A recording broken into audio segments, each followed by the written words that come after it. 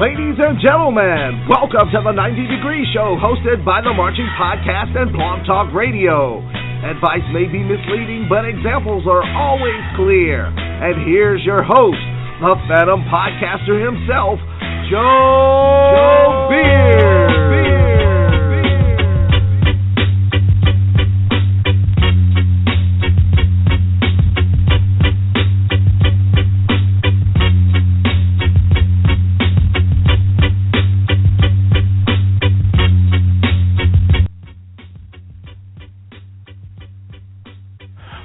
Good evening and welcome. Happy New Year. Oh, well, we did the Honda. Yes, Happy New Year. Well, good evening and welcome.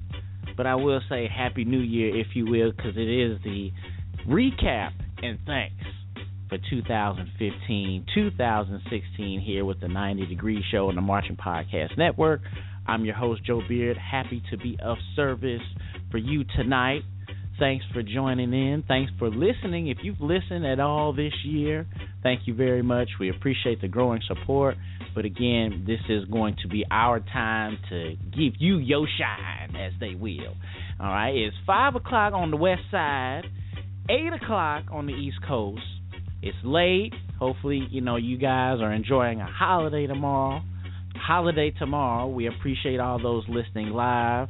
Maybe listening in podcast form, whether through iTunes, Blog Talk Radio, our website, Twitter, Facebook, LinkedIn, wherever you are on the interwebs this evening. If you decide you like the show, and we hope that you do, we appreciate a donation to the network if you feel so in your heart, of course. Just simply go to themarchingpodcast.com and click on the donate button to help improve the show and help build our scholarship fund, okay? Let me go ahead and bring in my co-host here tonight, the great, the one and only. I've unmuted her microphone, the great Christy Walker. How are you doing? And happy Valentine's Day to you, Christy. Happy Valentine's Day to you, too. I'm doing How are well. You doing? That's outstanding. Really appreciate you lending your time this evening to be on the show. I knew last week was Super Bowl, and then this week was Valentine's Day, but I wanted to push this out so the people could hear it, and we could close and wrap up the 90 Degree Show for this past season. This will be 16 episodes, Christy. Oh, wow. Yes. So 16 episodes, that's like a real scandal season. You know what I'm saying? That's the full season. So we thank you again for listening. Thank you so much. As we have a little bit dying down of the intro music, but I want to give you a round of applause for agreeing to do the show with us this year. Definitely had a lot more listeners with you there, and we thought it was definitely important to have you on commenting or just letting your spirit or just your connect from who you are being a part of this program.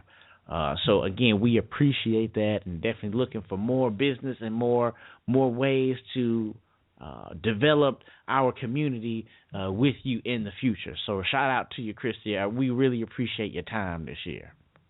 Well, thank you. I really have fun, and this has been a really interesting season. So I'm curious to hear what you think about everything. Yes. So it definitely will be a nonchalant, chill, definitely a conversation. And you are at home listening, you're welcome to call in at 718-664-6025. We pretty much have gone through all of, again, that post-editing is so important in podcasting. So we've gone through the season and all the notes that we had after, that we took each episode, remembering who called in and want to, say thank you to those folks, but also a little bit about some of the conversations we had. I wanted to recap some of that with you, just like, they do the year in review. So we have all of that stuff documented and wanted to go through some of that stuff with you. Shout out to Rashad and Block Band Music. It's Valentine's Day, so he said that, he has other obligations, if you will. So thanks him for doing the show. As we conclude the 2015 2016 season here on the show. You guys make sure you check us out on YouTube as well. We have that YouTube channel, and check out our apparel store. We're definitely launching that out, and anyone who is interested in running that store, we will start putting that out there. 50% commission. 50% commission, y'all. Because we definitely believe that we start selling stuff, we'll have enough of these scholarships, but enough to reward whoever will take over that venue. So contact us, DM us for details. All right. So let's go ahead and get right into. Well, Christy, did you want to have anything in this introductory block? Did you have anything to say before we get started? Well, it's interesting because I feel like this season, we've had a lot of. It wasn't like any other season. I mean, I've been covering bands and paying attention to bands for a while, and I just feel like this season has been really unique in plenty ways. So I'm looking forward to talking with you about that, later on. That's outstanding. That's outstanding, because I definitely had a couple of things, rehashing some conversations, but I wanted to get into specifically a little bit more. Well, I guess we got into it. But yeah, we just edging your own, folks. We just edging your own here. So let me go ahead and let's pay the bills, if you will, as I mute her microphone. Let's go ahead and say thank you again, and we'll give another round of applause to our outstanding sponsors. And then shout out to, we'll be saying this later on in my script, but I'm thinking about it now. Shout out to Double Time Entertainment, who came on with us this year to help build that scholarship fund and give those rewards to those students who are going to be on our show this April. Now, always try to make it around the same week as the NFL draft, but the National Signing Day for marching bands. That's right, National Signing Day. Number 4 for marching bands. That's right. And that will be presented here on this network. We'll have 4 outstanding students tell where they will be going. You can listen to that show. You can Google that show, and it'll pop up. But come check us out and follow us on our blog and on our network to listen to that, and definitely reward some of these young people here going out in the future. So again, shout out to all the people that make that possible: Liquid Effects Photography, The Edge One Productions, Block Band Music and Publishing, bandhead.org, and hbcubands.com, and Double Time Entertainment. Let's take the time to hear from them now.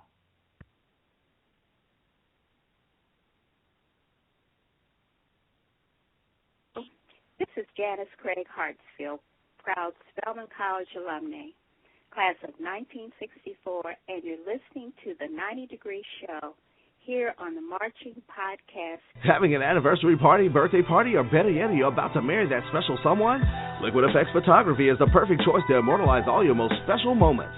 With 10 years of dependable professional service that can deliver from the conventional to the best in cutting-edge technology and creativity. Come experience the uniqueness of Liquid Effects Photography. We serve the entire upper Midwest and will travel further upon request. Come check us out at liquideffects.com. That's LIQUIDEFFEX.com. Or call us at 773-454-5556. That's 773-454-5556. Double Time Entertainment.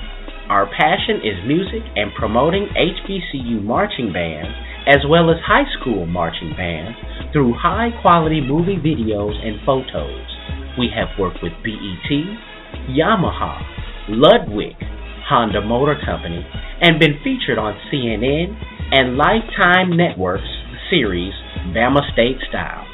We also help and orchestrate Battle of the Bands with marketing and promotions, and also became the official media team for the Queen City Battle of the Bands in Charlotte, North Carolina. Join Double Time Entertainment on Facebook, Twitter, Instagram, and YouTube, and now new on Periscope. Music lovers are noteworthy.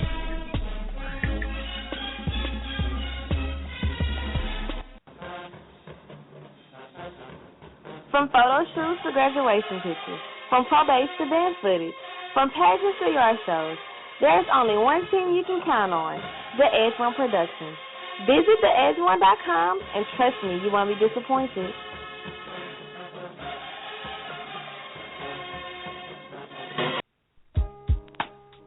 Chopping It Up is a podcast of one-on-one interviews with positive role models that have a connection through music and or education.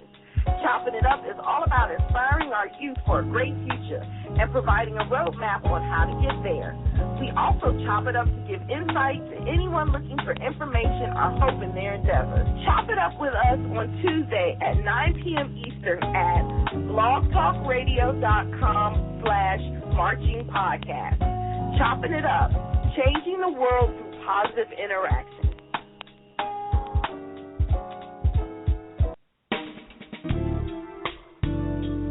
Band directors, have you ever found yourselves in this situation? Showtime is quickly approaching. Your budget is quickly disappearing. Your music choices are narrowing. The equipment condition is wearing and your stress level is mounting. Stop what you're doing and contact Block Band Music and find out how we've got you. Check www.blockbandmusic.com, providing music, equipment, gear, and accessories to show style, core style, and traditional bands worldwide.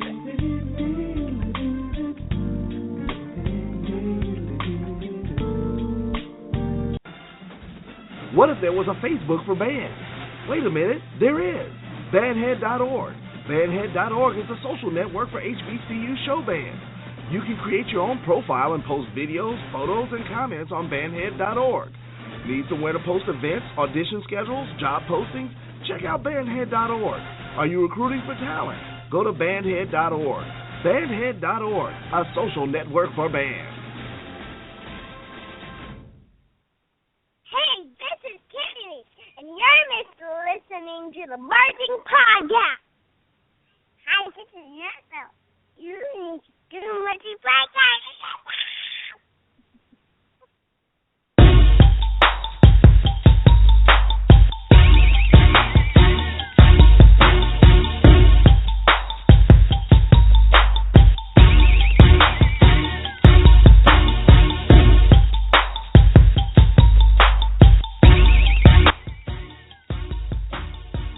We're back.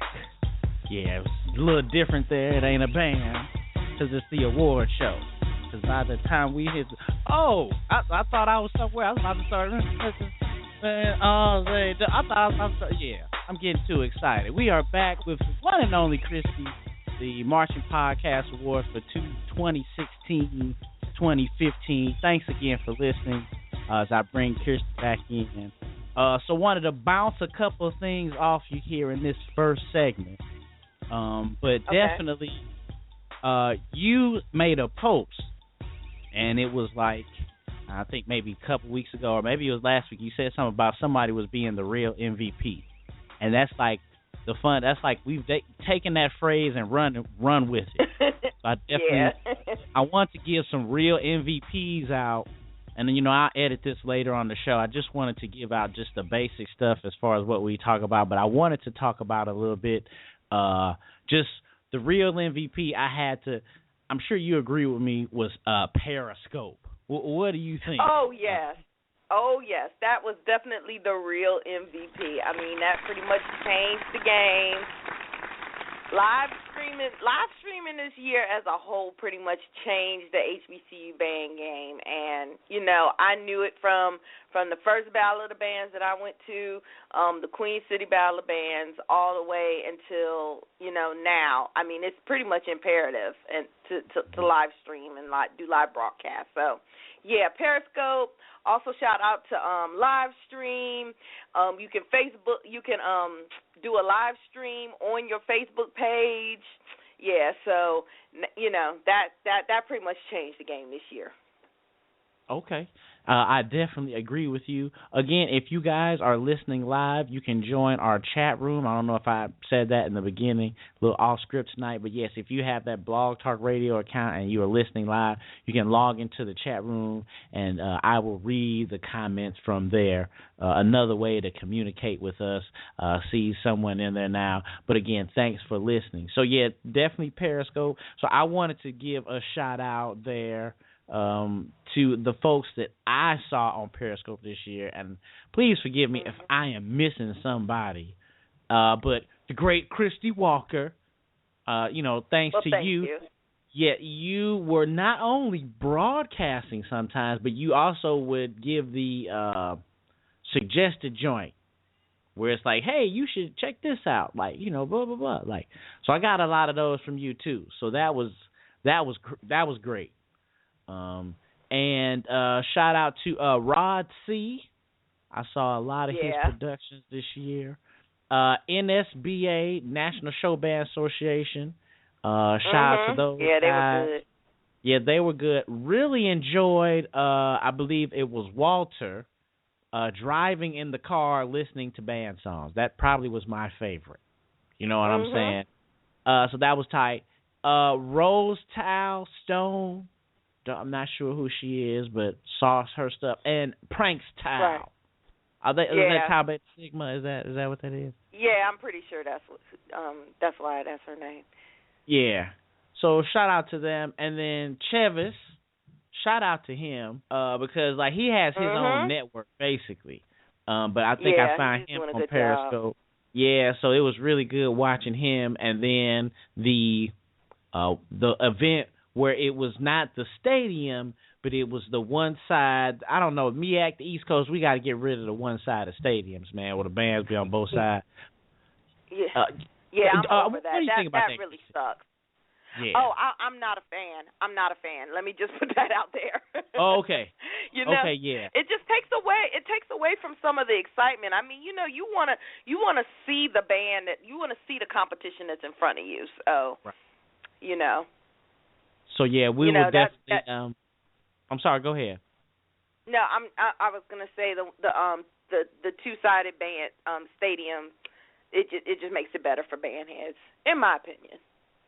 Definitely. But it was cool still seeing him run up and down the track.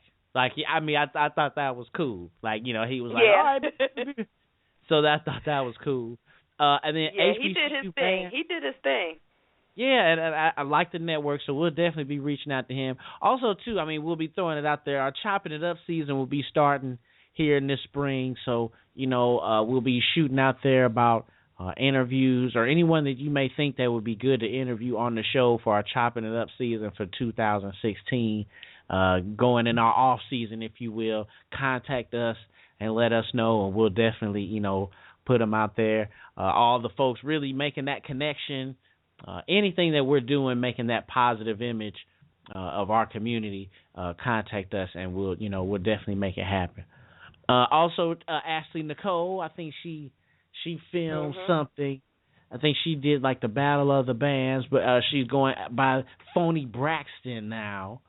Yeah, I think she did Miles in Central State. Yeah, that's right, Miles in Central State. So shout out to her. Also shout out to her as well for being on the network, spending the time that she could.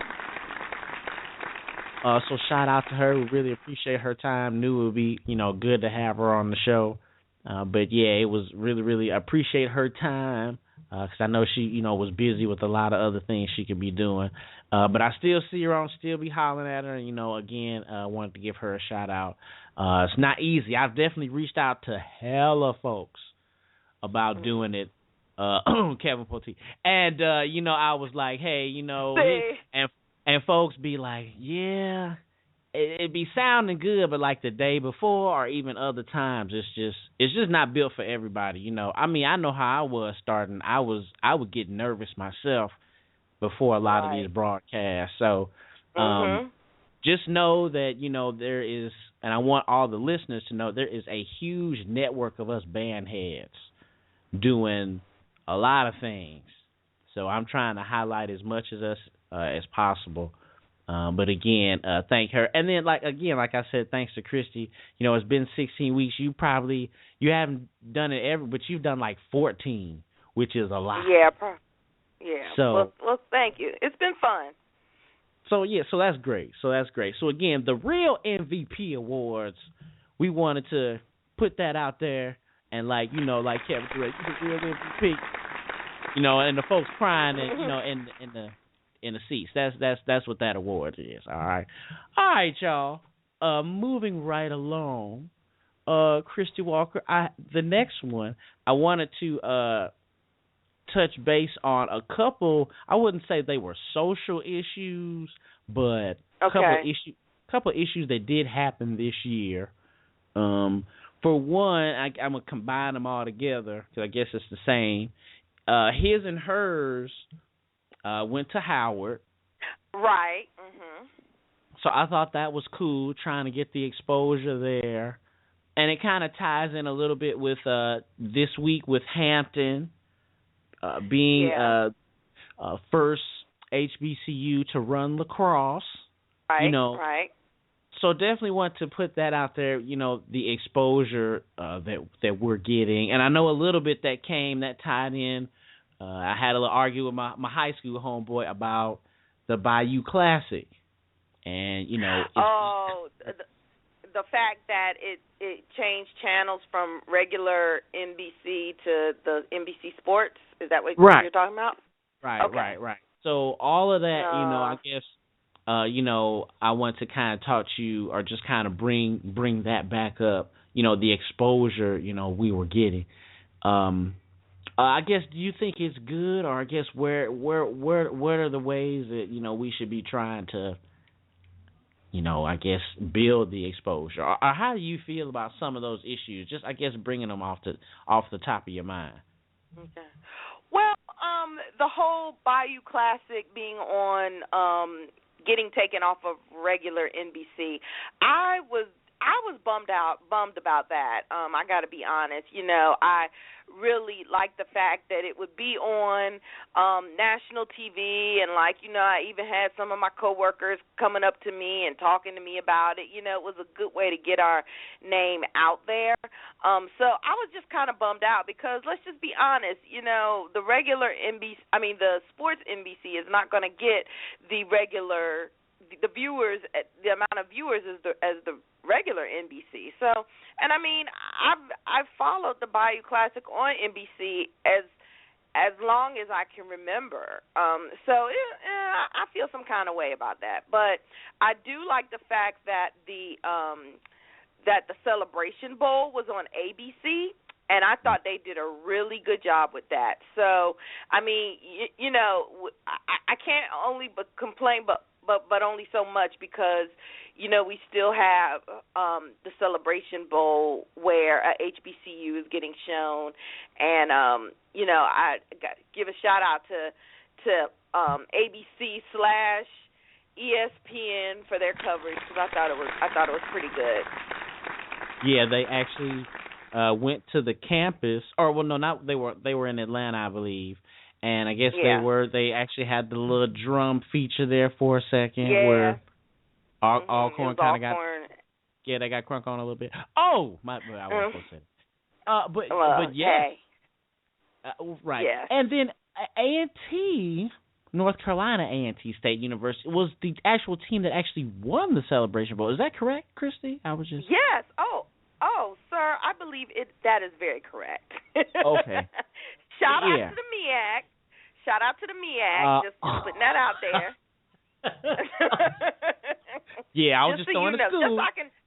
Just so I can remind y'all that the MEAC won again in many aspects. That's all I wanted to say. Yes. But just too bad there wasn't a stand competition, because then at least Alcorn would have. They probably would have won that. You tried it. You tried it. You reach it. Well, no, you reach it. We're splitting hairs. We're talking about little things. But yes, it was outstanding. But yeah, I definitely want to bring it up because I feel that we kind of are leading the movement, if you will. But and kind of it kind of ties into the news we hear about Bill Cosby this year. You know, it's definitely I wouldn't say a movement, but there's definitely to me sometimes a tone in the air to putting a certain stain, if you will, on certain icons or certain beliefs or certain people, you know. And that was huge for me because, you know, my parents, you know, like you talked about our parents, and we had the exposures of HBCUs, but definitely with Bill Cosby and Different World and the Cosby Show, that exposure. And then you remember Martin used to wear the sweatshirts. And then I remember somebody posted Low Down Dirty Shame, and Jada had the Southern University joint on. You remember that? Right. Mm-hmm. Yeah, I remember that. So it's like, you know, we are able to bring back those times, if you will. And then tying to, I know Rashad was doing the 100 for Hampton, and I've posted, like, when we give money back to the Boom and stuff like that. I definitely hope that for the folks listening, for the folks that listen to us this year, that, you know, we know that we try to get together and support our schools financially as much as we can, because I think it's important. I definitely think it's important.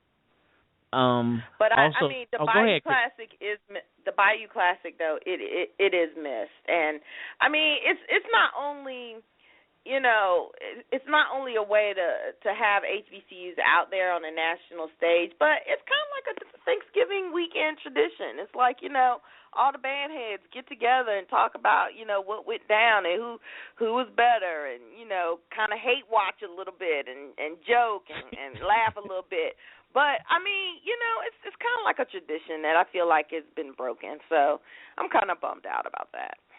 Yes, I am as well. And I cannot forget, I'm glad that you brought that up to mind, so I would not forget her name, Miss Kelly. I can't remember her last name, but LL Cool K, that went off on me on Facebook. It wasn't out. It was in my inbox. Oh, yeah. Oh, I think it was 1 week that you weren't on, but I guess this is a recap show. Miss LL Cool K and Kelly, she's a Delta. So she's the Reds, and oh Lord, here we go. Oh, I'm just saying, I'm just bringing it out there. Okay. Son, okay, yeah, I don't know how my son got into the room. Broadcasting live right now. Yeah, so it's all good. Love you, son. Yeah. So yeah. Oh, what were we talking? Oh, yes. So she called in, and then of course we were talking about the Bayou Classic. Maybe got a little bit beside myself talking about Grambling, and she didn't like it. So she hit me up, that morning, well, actually that night and that morning, and she was like, you know, let me have it. And so I was like, okay, my bad. And then I let her come on the show, you know, said, you know, not only let her come on the show, I said some Jackson State jokes for her. So, you know, just so it was even, you know what I'm saying? Right. But she was upset because the tone was, and I clear this up, that, you know, we were like, I guess, janking Grambling and saying like it was like not heralded as the respect that we should have been given the Bayou Classic and Grambling. You know, of course, I called him the little brother. I called him the little brother to Southern. You know, so folks didn't like that. You know, and she was leading the charge. So, you know, I apologized, and then she came on the following week, and then we talked about. You shouldn't have to apologize. You shouldn't have to apologize if that's your opinion. Well, I mean, it was it's not like Ruth. Well, there was some things like I can't remember specifics that I didn't know, but for one, okay, like the doctor, they made a D and an R, and then the doctor was for, I believe, Eddie Robinson's wife, or actually the president. Somebody died, and I didn't know. Oh, right. I think it might have been Eddie Robinson's wife, if I remember correctly. So, yeah, maybe so. So it was a DR for her, and then I was like, you know, what that is? What y'all talking about? So she was like, do you know who that was? And I was like, ooh. So I was like, oh. I was like, okay, my bad. But the R was crooked. I mean, I didn't apologize for that part, Chris. Oh, Grambling, I tell you. Grambling. What can I say? We love Grambling. That's what I'm saying. We love Grambling. So we do? No, I'm saying we love because this HBCU love and recap thing. Yeah, okay. So, I got HBCU love for Grambling. I really do. Yes. Okay. That's so all.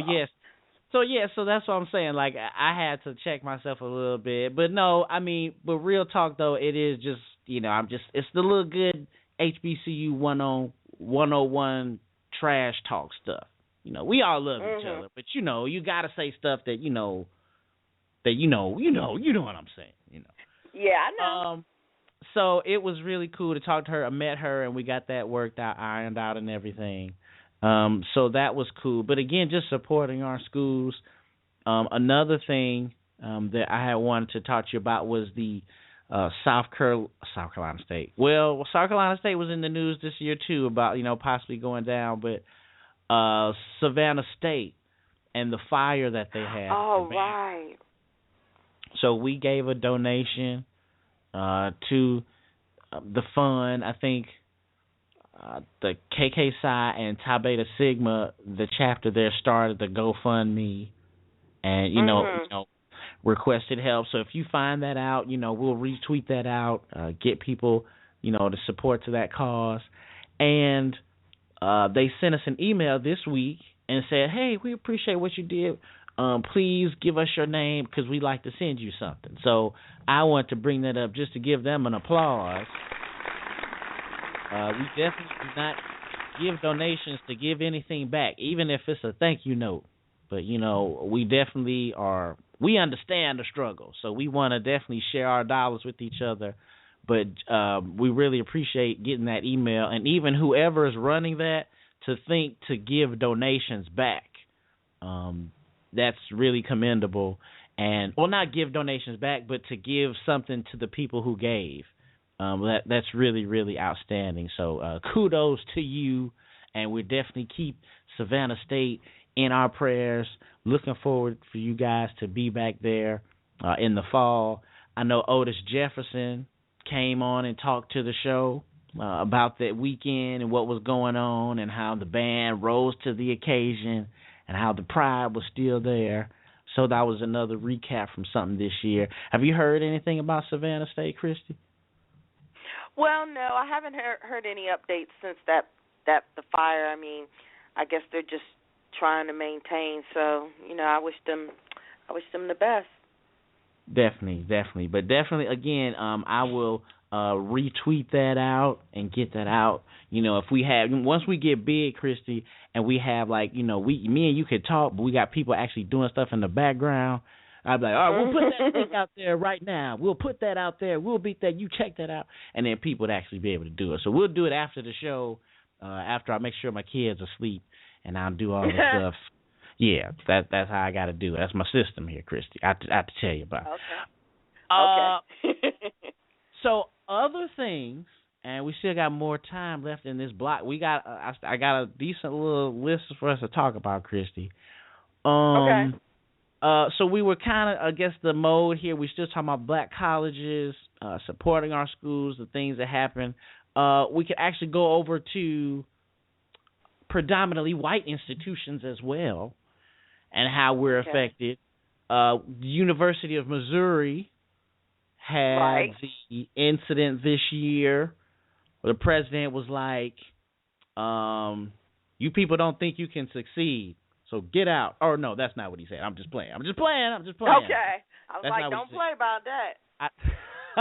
I know, right? But no, he got caught. I'm giving it references. He got caught on the street just probably talking, which I don't know who his advisors were and how you even on the street, brother, but that was bad. And the student, the young man, I believe, started a hunger strike. Because he was like, somebody was calling him, some racial stuff, and he was upset, and he didn't like how they were handling it. Then it bled over to the football team, and then the football team stood with him, and then made national news, and then it was Concerned Student 1950 for the first student got there at University of Missouri. What do you remember? What do you recall about that incident, Christy? Well, I know that that nothing really happened until the football team basically stood up and said, you know, we're standing behind the young man that did the hunger strike. So, and then actually you got to see some things happen after they took a stand, which is just interesting in a lot of ways because, you know, the president and the powers that be, they didn't want to listen to it until like their money was challenged, and you know, I feel some kind of way about that.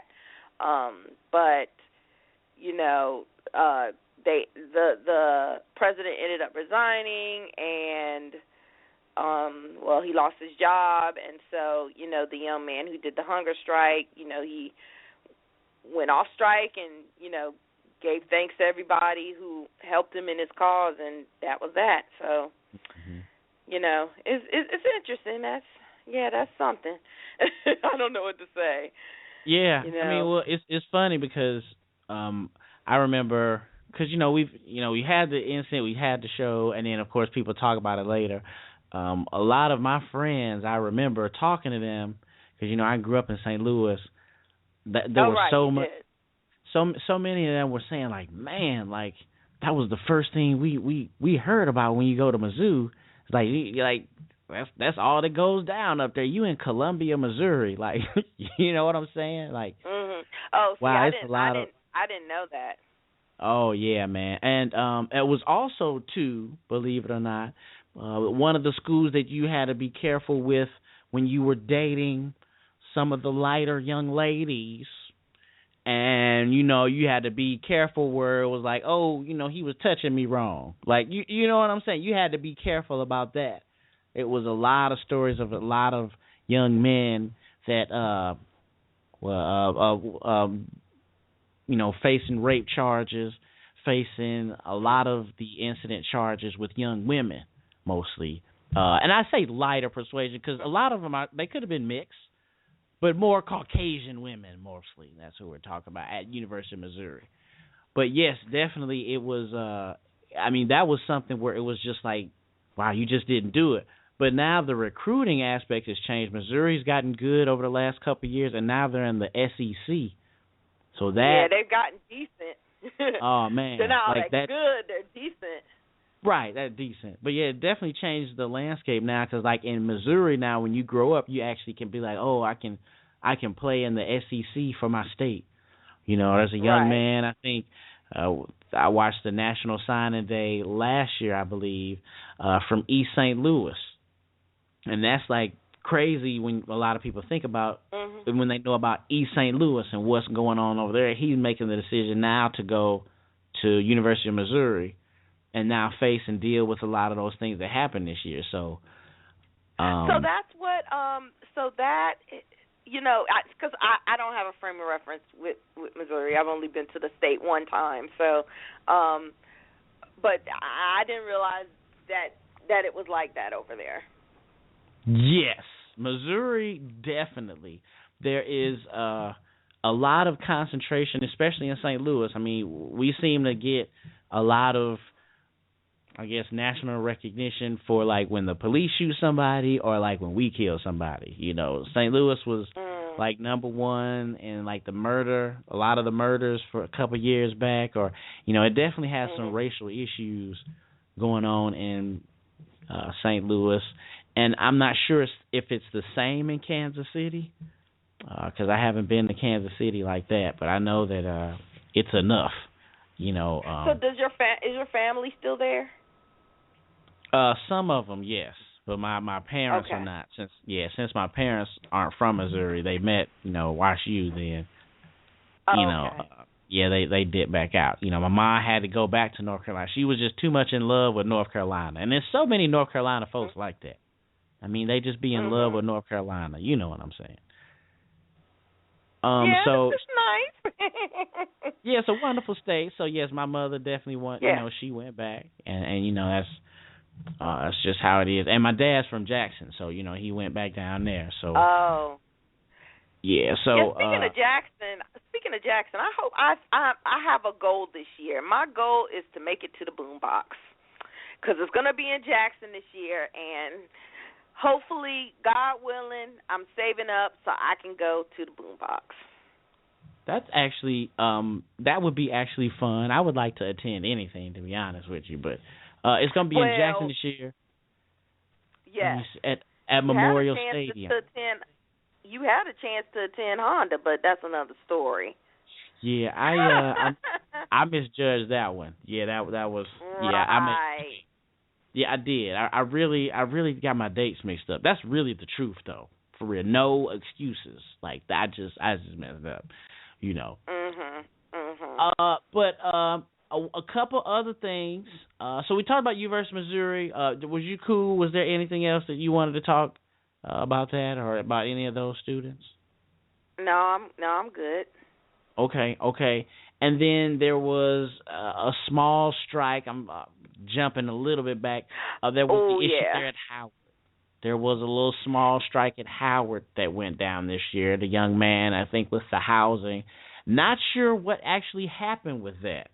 But Howard then I think they got their demands. I think they ended up getting their demands. Oh, okay. Hey, if anyone out there knows specifically, or, you know, hey, if you are listening with us and definitely want to recap something with us, call us in at 718-664-6025. Had to look at the number. We will accept your calls and talk to you about that. But then Howard also the band program. And this is how we actually got to meet Bridget. So shout out to Bridget this year. She actually called in now. One of the triple platinum callers, I say. Shout out to her. But she actually called in about the issue with Howard and their band striking. You want to recap that with us, Christy? Oh, my goodness. I can't remember what she said. Oh, well, no, not what she said, but the actual issue, like what happened at Howard. Well, I mean, I guess they felt like they weren't getting their, I can't remember, was it their financial aid issues or something, or some scholarship money or something? Yeah,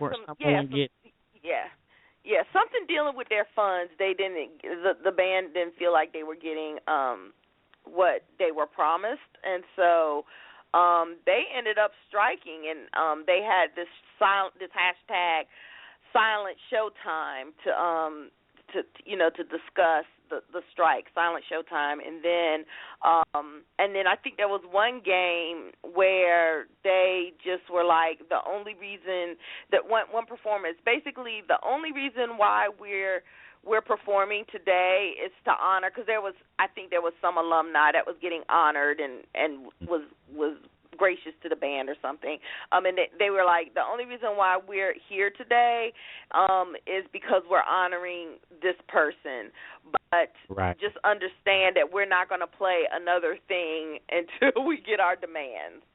And so I guess these people ended up obliging them.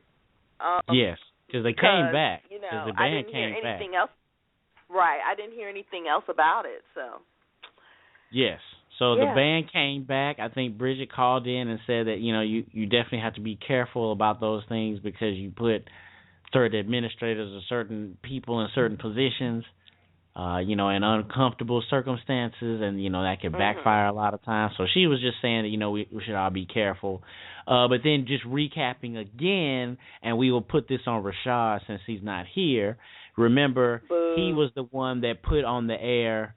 And, of course, I'll give him credit. He was repeating something. But when Howard's band came back, remember Rashad said he heard someone say, is that what they were striking for? You remember? Wow. Oh, you don't remember that? Yeah. No. Yeah, that does get a... Yeah, that was something. Oh, yeah, I thought you remember. Okay, well, maybe it was, but yeah, Rashad was like, man, it was a lot of people, and someone said, I was like, oh, we laughed, you know what I mean? Wow. Yeah, but I mean, it did happen. The shade of it all. I mean, I know. So, Block Band Music and Publishing, not the Marching Podcast. But, that's just how it is. But, you're going to sell them out like that. No, he's my boy. Sorry, my boy. So, but yeah, I thought it was cool. I'm just glad that, I guess students are saying, hey, let's take the time and let's use the power we have to get what we want, or, let's protest or whatever. I just hope and pray that, we do it, I guess, more statistically, more safely. And then even, too, those students that attend historically black colleges and universities, just sharing your experiences with the students who haven't. That's all we have.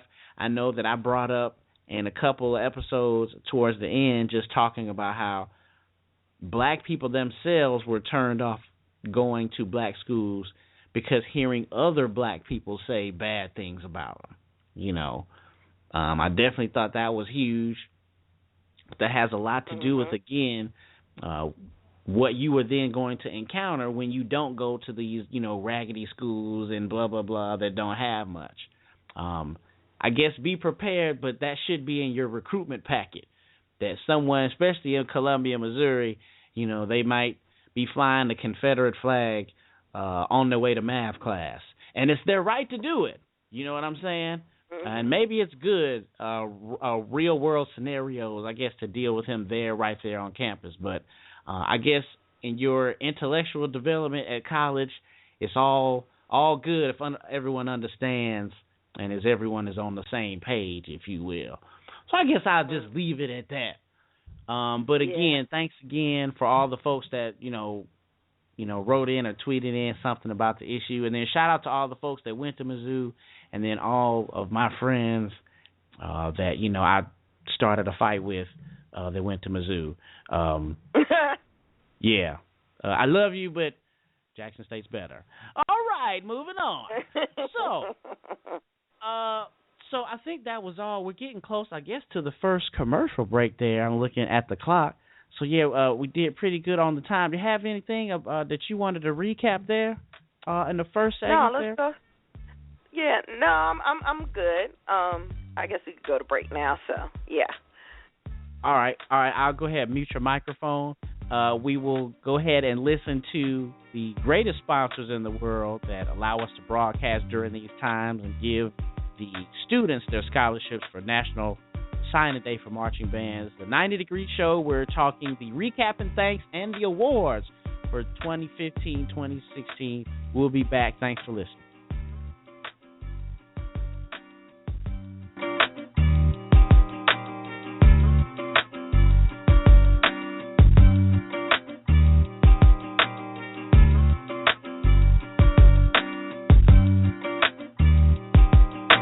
This is Natalie Kennedy Beard, Spelman College alumni, class of 1971.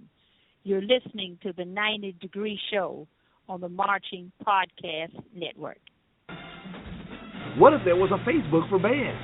Wait a minute, there is. Bandhead.org. Bandhead.org is a social network for HBCU show bands. You can create your own profile and post videos, photos, and comments on Bandhead.org. Need somewhere to post events, audition schedules, job postings? Check out Bandhead.org. Are you recruiting for talent? Go to Bandhead.org. Bandhead.org, a social network for bands.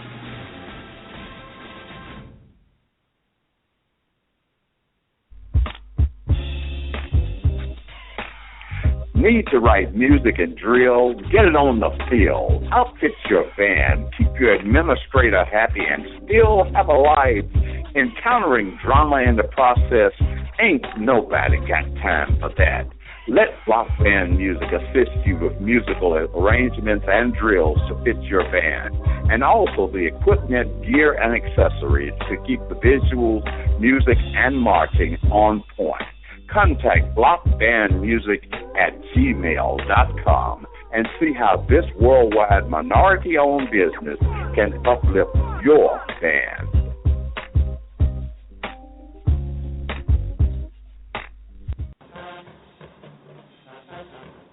From photo shoots to graduation pictures, from probates to band footage, from pageants to yard shows, there's only one team you can count on, the Edge One Productions. Visit theedge1.com and trust me, you won't be disappointed.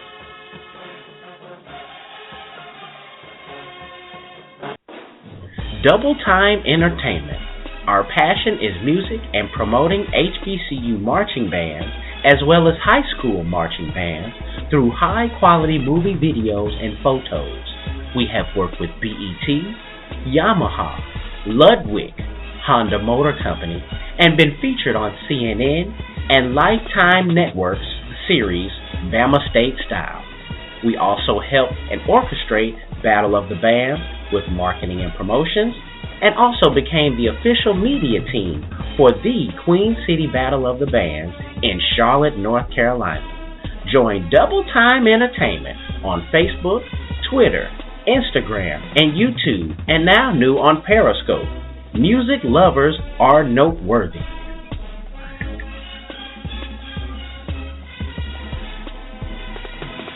Hello, this is Dr. Joel Beard, Jackson State alumnus, 1966. I marched in the Jackson State Marching Band, which was then called the best band in the land. And you are now listening to the 90 Degree Show here on the Marching Podcast Network.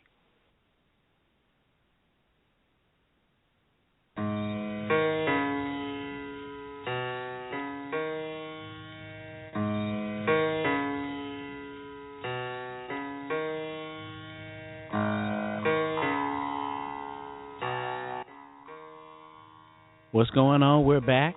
Thanks again for listening. 718-664-6025. Love for you to call in and recap and thanks with us. I have the great Christy Walker here with us, and we're basically going over all the stuff that we talked about this year, all the stuff that came up that we can remember, and we'll get into our wars. All right, just teasing you guys a little bit, but we'll give here. Reading a little from the episode info, we'll talk about the best fifth quarter, best halftime show, best in the stands, best drill, our best overall band. And you can give all of your awards to 718-664-6025. Give us a call. Thanks again for listening. So I unmute Christy's microphone here as we get into the rest of the show. So we basically left off talking about some of the news, or like I guess we said some of the social issues, touching base on it, if you will. But there was one that we didn't leave out, but I kind of wanted to use it as a bridge, and I wanted to see how you would express yourself again. Was the great halftime show between North Carolina A&T and University of North Carolina. So, how did you feel about that? It's just recapping something that happened this year. How did you feel about that performance? I was very proud of my band.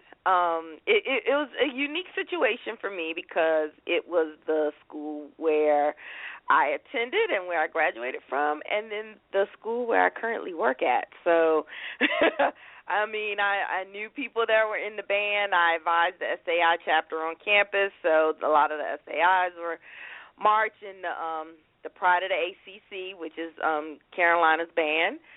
And so, you know, I have personal connections to both sides. So I was very pleased to hear that that they were going to perform together, and I mean it was a great show. And I'm glad that it went viral.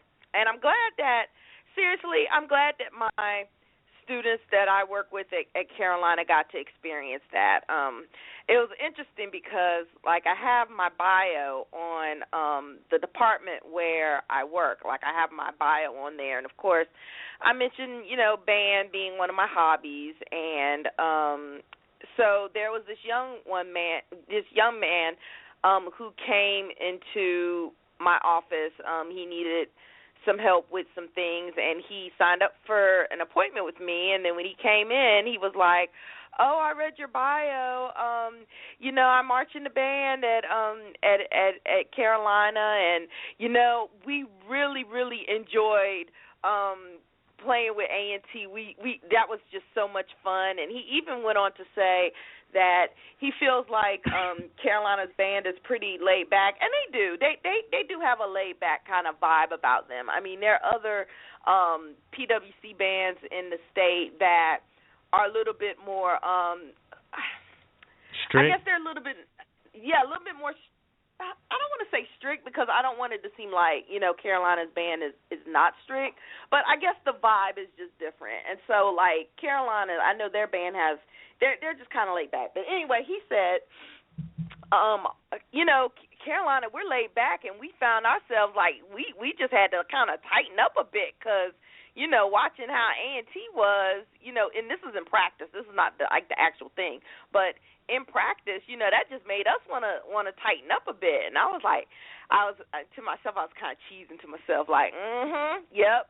You know, people say black bands ain't disciplined, black schools ain't disciplined, and look at that. Just look at that. So, you know, I was proud of my program. I was proud of Carolina's program, and I hope to see more collaborations like that in the future. I feel like there was a lot of mutual respect between the two programs. So, yeah. That's outstanding. That's outstanding. And I'm glad that you brought up what he said, because I think that was good. Like you said, it was good for that experience. You know, I think our mentality is killed pretty much on Thursday. So we have that tightened up mentality. Well, some bands don't. South Carolina State 1996 against John C. Smith. I'm just throwing that out there. But some bands, they know that. I mean, they know. Mm-hmm. But yeah, I mean, it's like, I'm just glad that you said that. I know I talked to Christine Katzman of Halftime Magazine. Mm-hmm. And it was the same thing. She was like, oh, yeah, well, you know, at halftime, if the band showed up, we go over there and we say hello and we trade secrets and all that. She's SAI, by the way, you know, since you want to shout out the Bros. Okay. SAI. Okay. Anyway, go ahead. Shout it out. And she was like, well, I know it's a little bit different. Like, you know, so that's actually really, really cool. That he said that, and I'm glad that the powers that be protected him from actually A&T actually cranking on them, because I would wonder what he would say to you then, like, oh my God, like their show is so much better than ours. Like, what should we do? Then that would have been more serious, like, you know. So I'm glad that it just got to a point, and it was like, hey, whoa, we need to tighten up a little bit here, without actually getting crunk on. You know what I'm saying? Yeah. That's actually really good. Mhm. So I wanted to just throw that out there, because it was something that I know how I felt about it. And like you said, like, you worked there, and then it's like, even if you didn't work there, you still would want to be somewhat like respectful, or be like, you know, we're better than you. But, you know, you know, so. But yeah, I just wanted to throw it out there because it's kind of fun talking about it being like 3,000 miles away. You know what I'm saying? Oh yeah. It's and it's like 10 miles for me. So Carolina's like 10 miles for me. So So shout out to that. I already said shout out to Double Time Entertainment. Let me go ahead and give them their little recognition, if you will. Yeah, they deserve it. They did a really good job this year. Good job. Go ahead. They did a good job with periscoping, live streaming. Yeah, shout out to them. And shout out to Barney Smart. Shout out to him. Shout out to Barney. Again, you guys are hearing our interview this year. But shout out to him. Really glad that I was able now to work with him. Didn't get a chance to work with his father, but got a chance now to work with him. So now I'm in a much mature state anyway.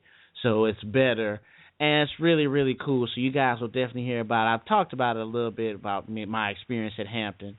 But we'll tie that in for you. Make sure you check that out. We're Chopping It Up with Barney Smart.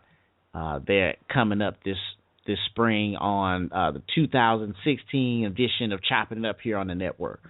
So again, shout out to them, but they signed on board to become a sponsor.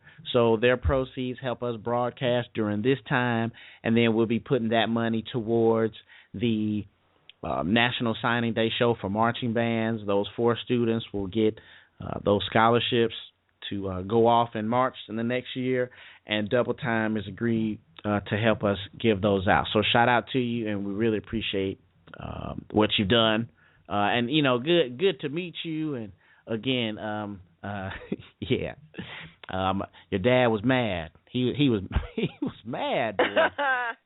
So yeah, brother. Sorry, brother, but hey, we about to make it right. Another thing I want to throw by you too, Christy. The great John Leonard.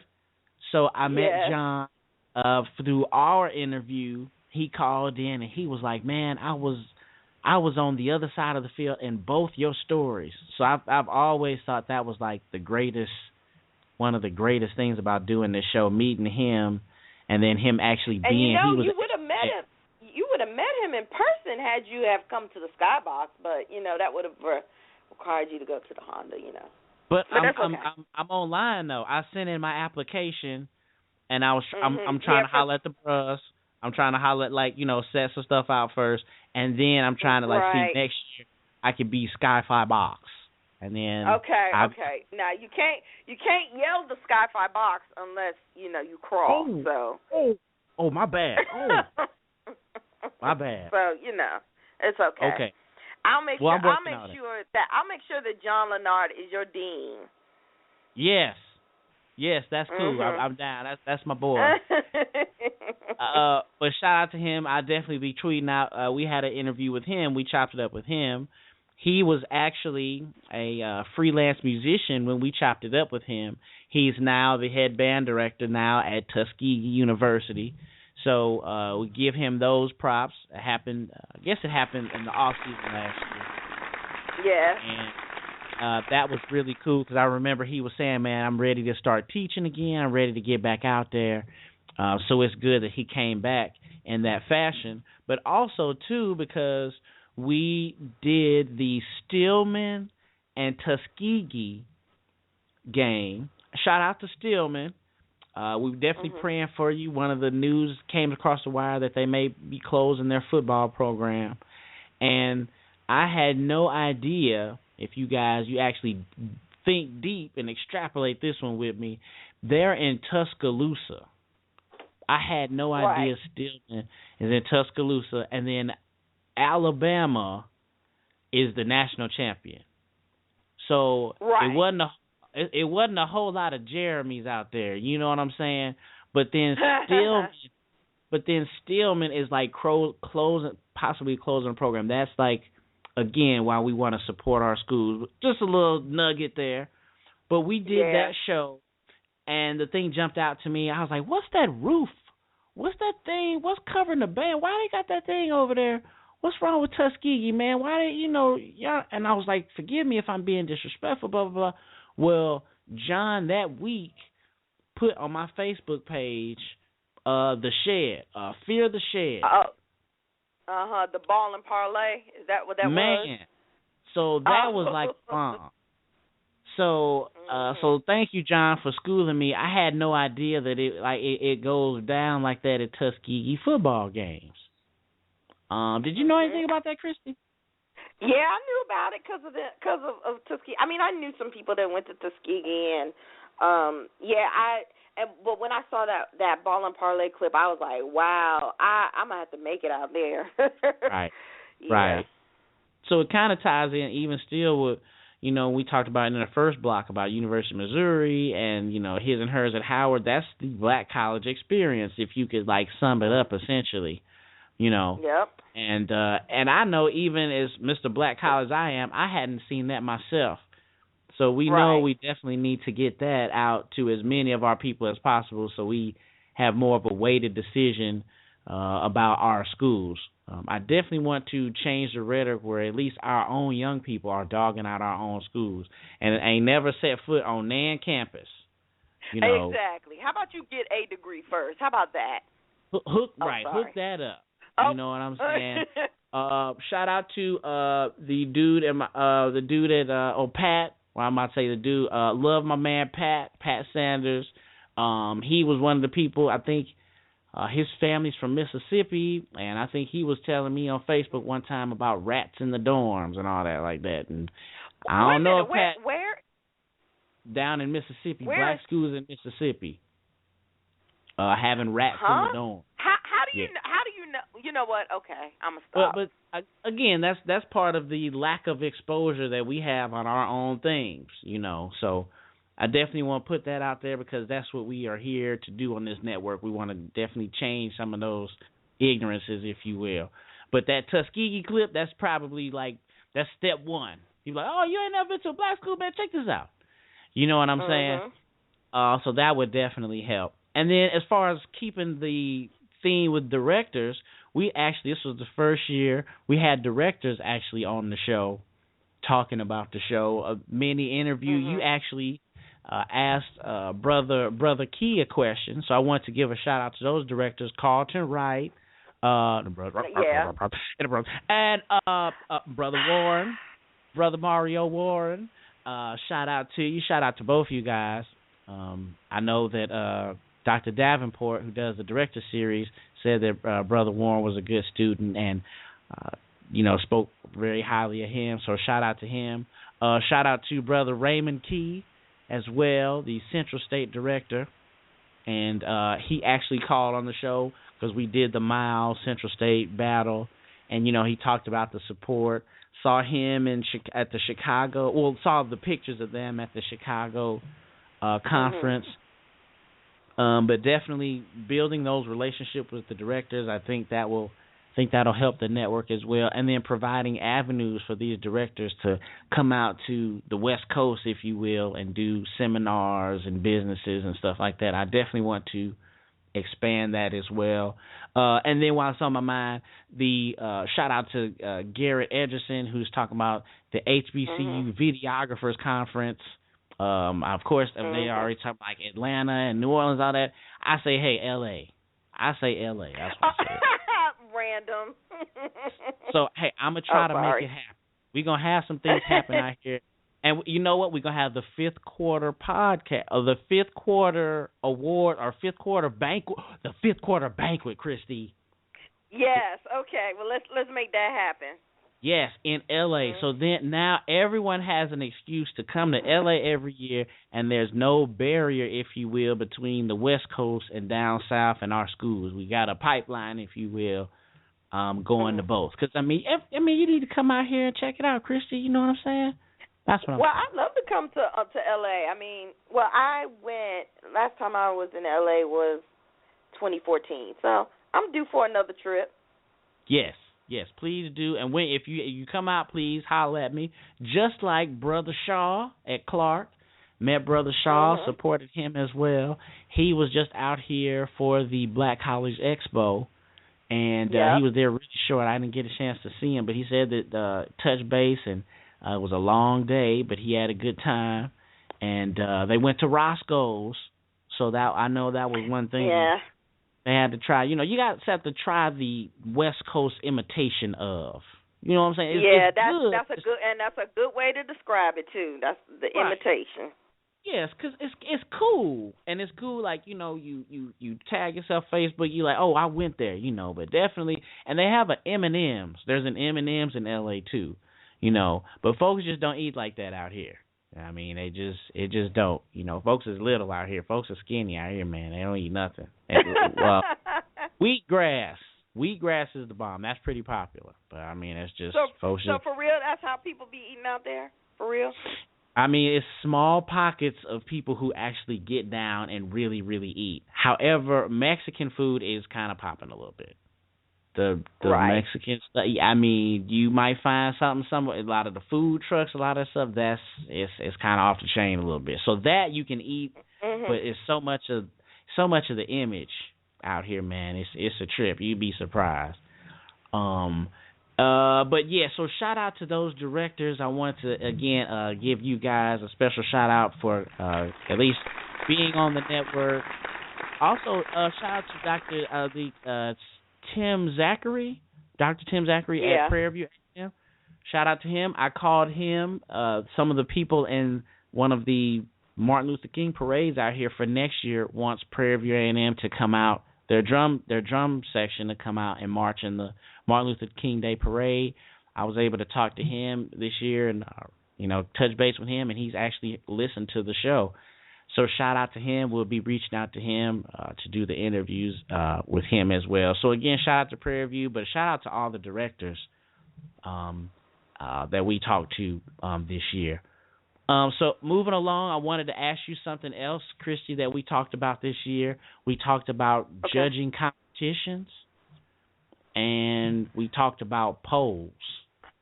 Like, you know, Okay. when there's an actual poll, did A&T win the Battle of the Bands? Like, we talked about those. So which one? You talking about the Celebration Bowl? Is that what you're talking about? Or just any of them in general, or just like when there's a poll to say who won the Battle of the Bands, or, you know, who won the halftime show between, you know, so and so and so and so. It's just like a blank poll where people answer. And I know that. It's go ahead. One of those things. It's kind of one of those things where if you win it, you can use as bragging point, but if you don't win it, you can be like, oh, this ain't legit. Right. Yeah.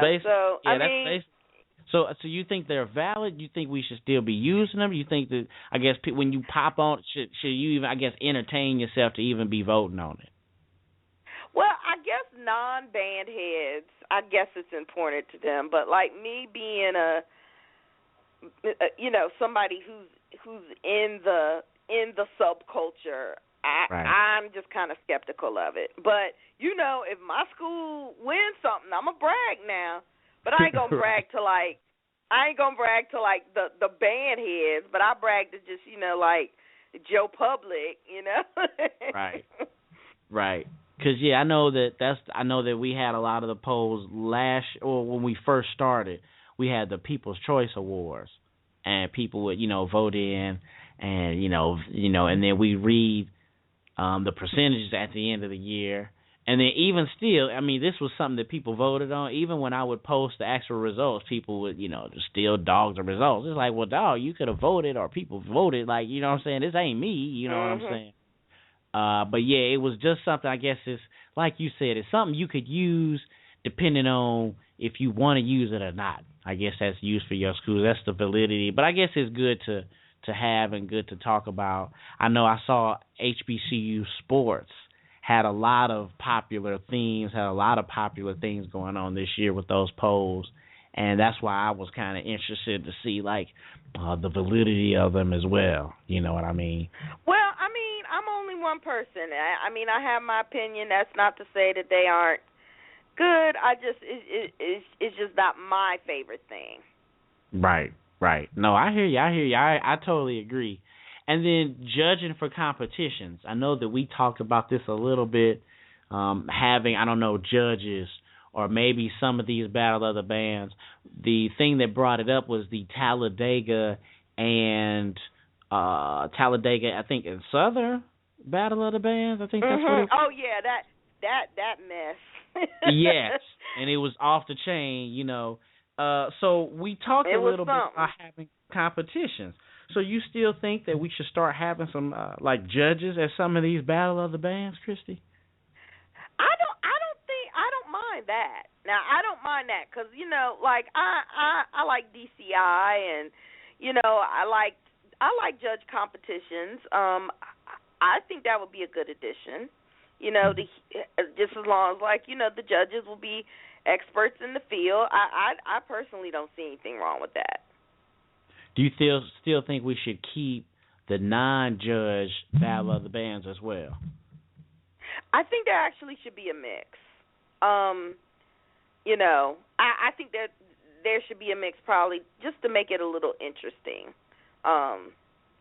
But hey, I'm all for it. I think it would be very interesting and cause a little bit of a stir in the HBCU band world if they started judging competitions. So yeah, you guys could actually check out. That was actually one of the original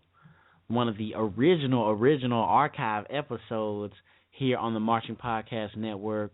I think it was my third or fourth show. I talked about hazing in one, and I talked about should there be, judging at maybe halftime shows, or when we say we have I think Battle of the Bands is better. We should probably keep it open. I had an interview with Tim Hinton, and from the Marching Roundtable podcast, and he was saying that he marched DCI and he marched University of Tennessee, and he liked the separation of the two. He liked how DCI was precision, and it was the pressure, and it was competition, but then he liked being in college where, you know, it was fun and you were kicking it with your friends and it was all about school spirit. So I definitely felt him on that point, but even still, after we talked, I at least think the Battle of the Bands, something could be adjudicated. I know we have plenty of directors that could do it, but I would like to see something, I don't know, or basically maybe say someone actually won something. Now, did the Honda used to do that? Did they used to declare a winner at the Honda? The only time Honda declared a winner, they had a poll at the end where you could text in your vote, which was like you know, kind of like a popular one. They did that one year and they didn't do it since. Maybe because A&T won, and you know, some haters out there. But you know, you know, again, this is one of those cases of if your school wins, you can brag on it. Right. But if not, you can say it's BS. Right. So my school won, so you know, hey. So I definitely think that's the only time. That's the only time they had. That's really the only time they like used it to judge. Yeah, I guess I would like to see more of it. You know, I would just like to see more of a decision and basically hear someone say something and maybe give their opinion about what they heard or what they saw. You know what I mean? And then it would still, I'm sure people would still be upset about it. Like you said, they still use it where if they won, you use it, you know. But at least you have you have a point. You have something to point to. It's not so arbitrary, I guess that sometimes that arbitration, you know, it's for me, I would like to see something be more defined to say win or loss. I think a lot of that comes into play when I think there was a young Gregory Johnson. I know we chopped it up with him. I think he marched at FAM one year playing trombone. He started a petition for a marching band to get recognized as a sport, especially in college. So then, you know, you have a whole difference of revenue or a whole difference of funding that's then put towards the band, maybe for travel or for special events or something. But, you know, maybe something adding that I thought maybe would, you know, help the whole marching band as a sport thing. But anything else to add about that, though, Christy? No, I think I said pretty much what I want to say. Okay, that's cool. Moving right along, we talked about the Bayou Classic, and just one more thing before we go to our second commercial break, before we lay down on you and the listener. And again, please call in if you would like to. Our official awards, we'll talk about the best fifth quarter, best halftime show, best in stands, best drill, and then best overall band. We'll talk about those here in our last break before we close out for the night. Again, thanks to Christy, thanks to Rashad, thanks for all the people, Bridget and Barney and all you guys that were in the chat room, and Mario and all the folks that were in the chat room this year. It's been a really, really good season. I'm sure our best season, and looking forward to capitalize on that in the fall when we start the 2016 90 Degree show in the end of August this upcoming fall. All right. So last couple things before this second commercial break. We talked about the Celebration Bowl a little bit. We were excited. Shout out to the Aggies for winning the football game. And they are the actual Celebration Bowl champions, if you will. I think Bridget talked about how, you know, we're, you know, making sure the money is between the schools and between the conferences.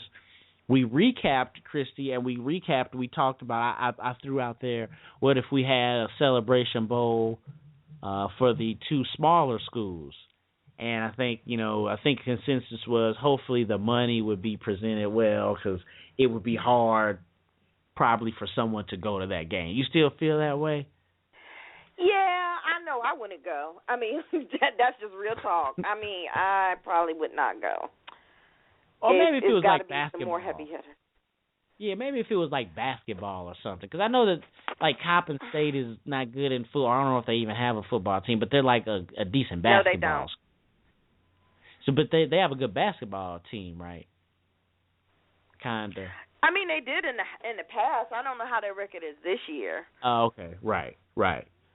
So maybe some things. We have the CIAA tournament, which is huge, and you probably won't get the same SWAC tournament. I mean, I guess it depends on the sport. That's the popularity. But I guess, again, goes back to our initial, we all we got, like we said, and we definitely need to. We all we got.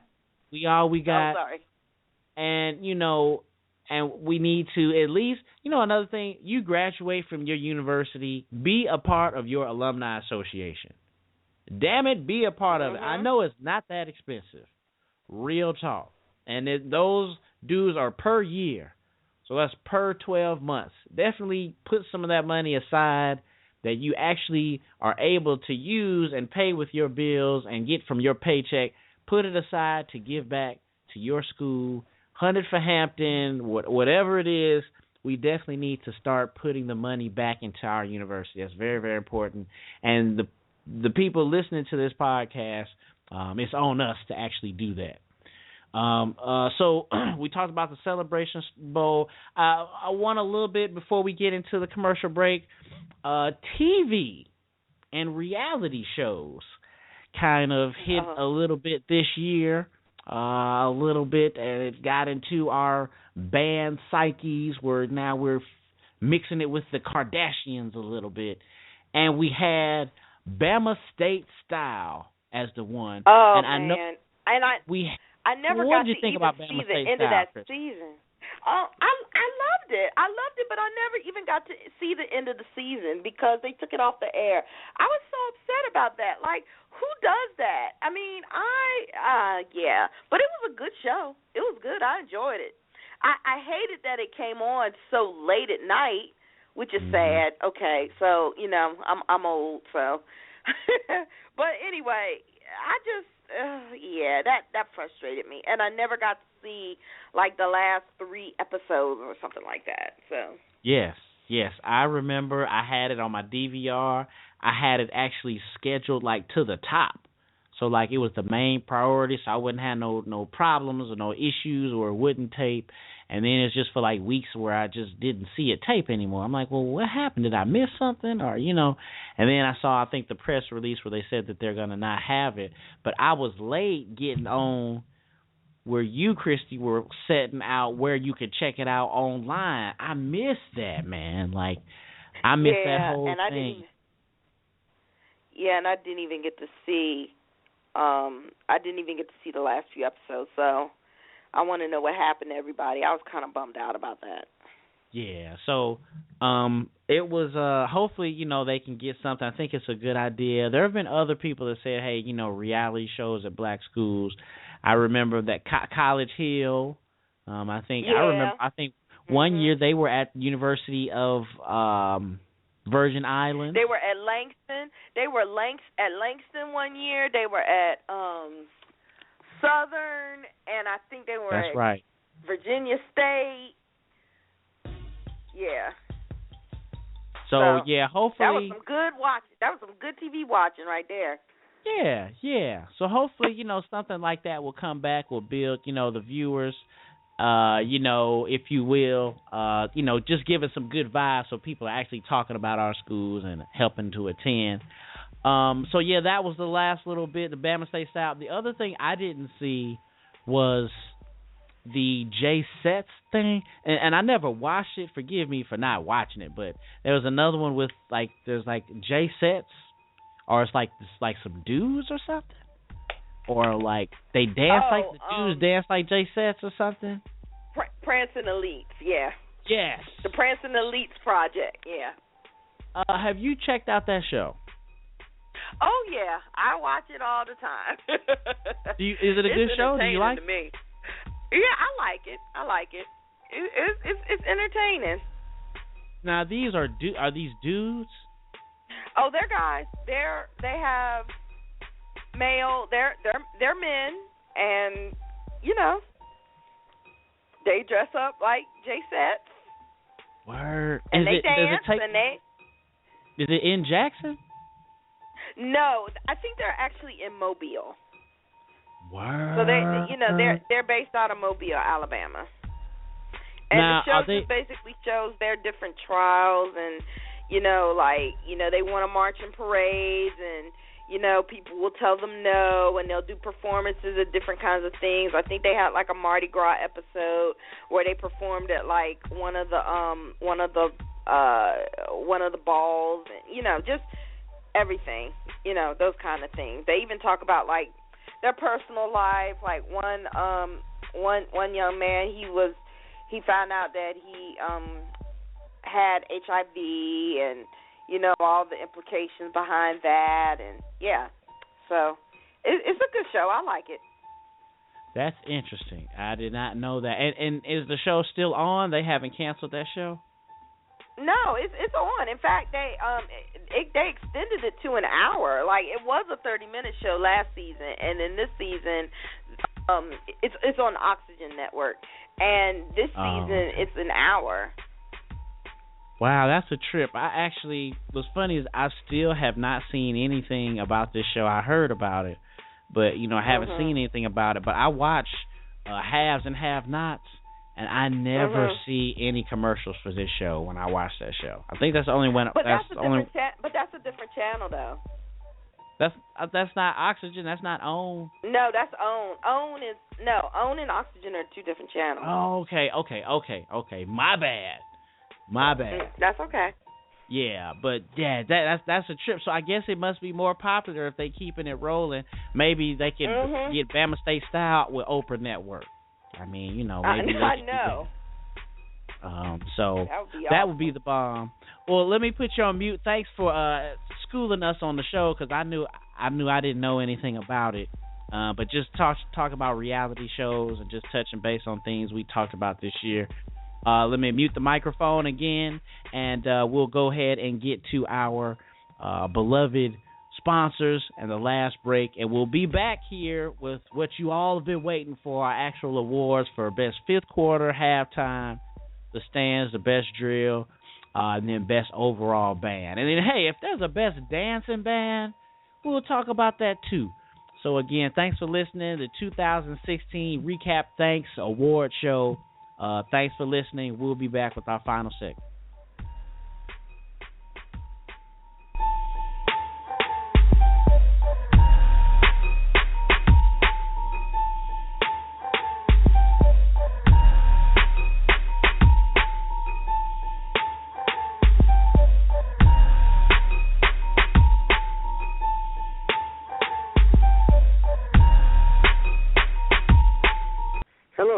Dr. Joel Beard, Jackson State alumnus, 1966. I marched in the Jackson State Marching Band, which was then called the best band in the land.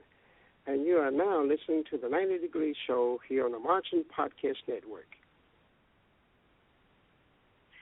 Hey, this is your girl, Casey Nesbitt, 2000 graduate of Jackson State University, crab of 1996 of the Sonic Boom of the South, 2002 graduate of North Carolina Agriculture and Technical State University, Aggie Pride, also a proud member of Delta Sigma Theta Sorority Incorporated, fall 1997 Delta Pi Chapter, and you're listening to the 90 Degree Show here on the Marching Podcast Network.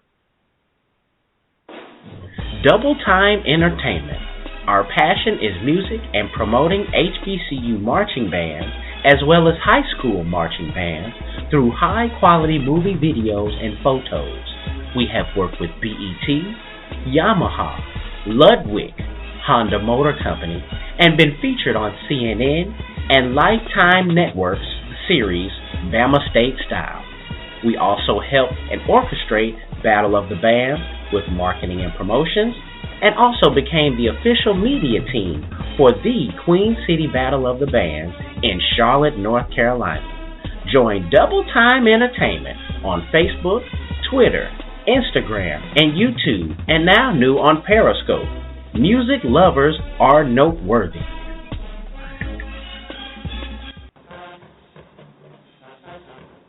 From photo shoots to graduation pictures, from probates to band footage, from pageants to yard shows, there's only one team you can count on, The Edge One Productions.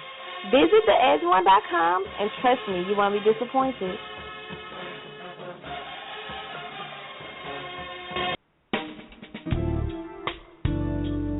Band directors, have you ever found yourselves in this situation? Showtime is quickly approaching. Your budget is quickly disappearing. Your music choices are narrowing.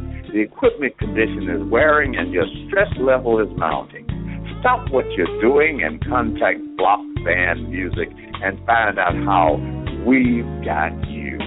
Check www.blockbandmusic.com, providing music, equipment, gear, and accessories to show style, core style, and traditional bands worldwide.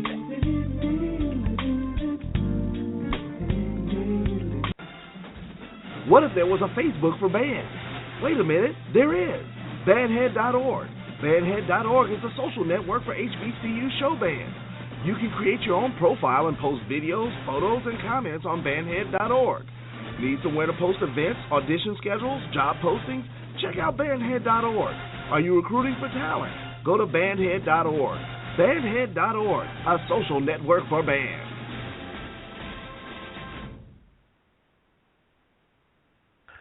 This is Warren Shaw, Chief Arranger and the voice of McClark Atlanta University, Mighty Marching Panthers. You are listening to the 90 Degree Show on the Marching Podcast Network.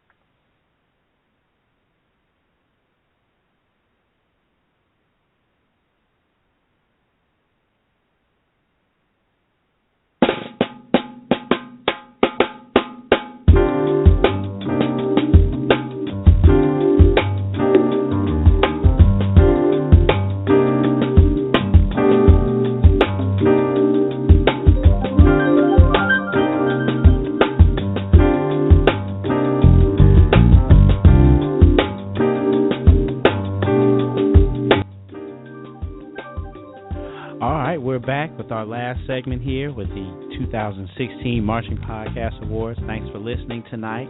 Recapping this year, it has been a fun year. Again, shout out to all the folks that called in, all the folks that were in the chat room, and again, shout out to Christy and Rashad that and Ashley Nicole that sacrificed their time, especially you folks on the East Coast where it's actually really, really late. Now we're 3 hours behind where it's just 6. It's still light outside a little bit over here on the West Coast, but it's been dark over there since we've been broadcasting for you guys. So again, we really appreciate you folks out there on the East Coast that listen to us every week. So getting here into our last segment, I wanted to give out the specific band awards. I know we were talking a lot about situations and a lot of the events that happened this year, but just wanted to recap things that happened. So want to just ask you a couple things. I guess we can get it out. And then after we give our awards, if there's anything that you want to let the world know, Christy, or anything that you think that would be best for our craft in the future, I'll let you have your segment before we close out for the night. Again, you can call in yourself at 718-664-6025. Give your awards, things that happened to you this year, things that you remember. But definitely go ahead and express yourself or leave your comment there in the chat room, and I'll read it there as well. All right? So I'll go ahead and give it to you, Christy, while I turn Erica off here in the background. We have here some of the awards for our 2015 season. So I want to ask you, what, to you, in your opinion, was the best fifth quarter of the season, or one that, or a couple, if you have more than one, that came into your mind as far as the 2015 season?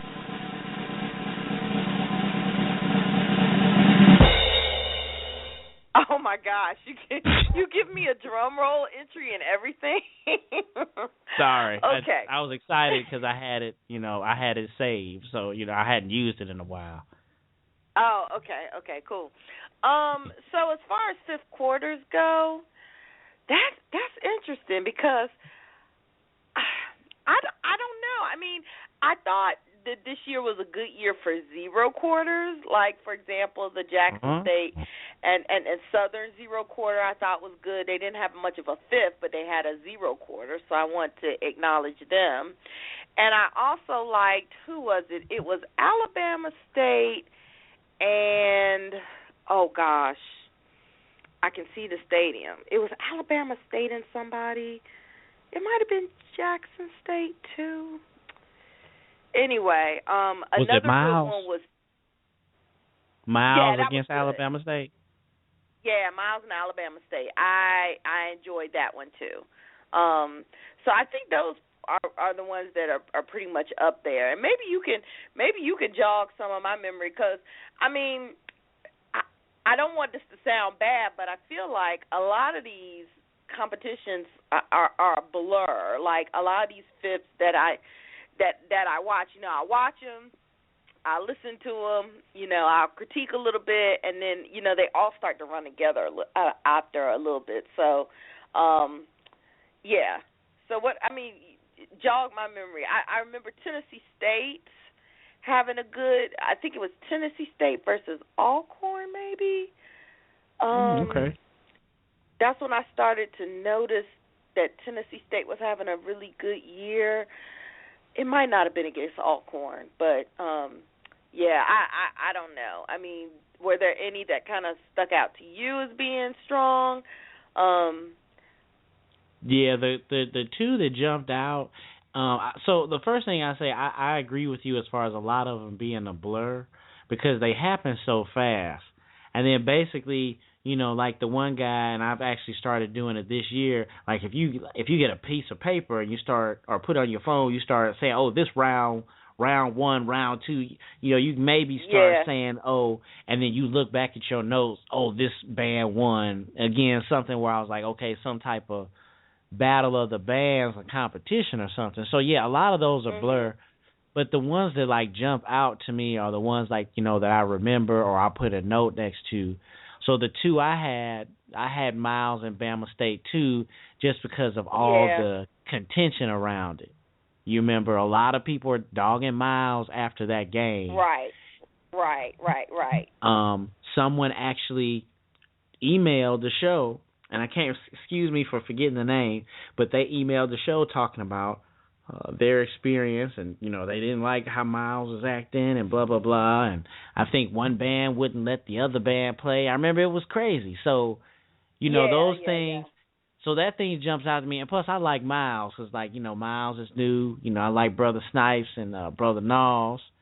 So they're new on the scene, but then people like to dog them too. This guy that wrote into the show was saying like, oh, Miles has no class, and they don't have this and that and this and that. So that definitely jumped out at me. But then the Alcorn and Prairie View game where they were in the in the rain. That was good. Yeah. So that was memorable to me. And then of course they were in the rain, so the Woodwinds couldn't play. So they were down, and Prairie View, their Woodwinds looked like, they were having a lot more fun than Alcorn was, you know what I mean? So those two things pop out to me. So yes, I think we definitely agree. I think the Miles Alabama State one kind of was popped out, but again, if anyone else wants to call in and say those things that they remember, or even an experience you had this year, call us in and let us know. I think we're on the same page with that one. So I have to ask you this because you actually put me on this next award, and that is for the best halftime show. Well, you know what? Let's do this. Let's do best in the stands first. What band do you think was best in the stands this year?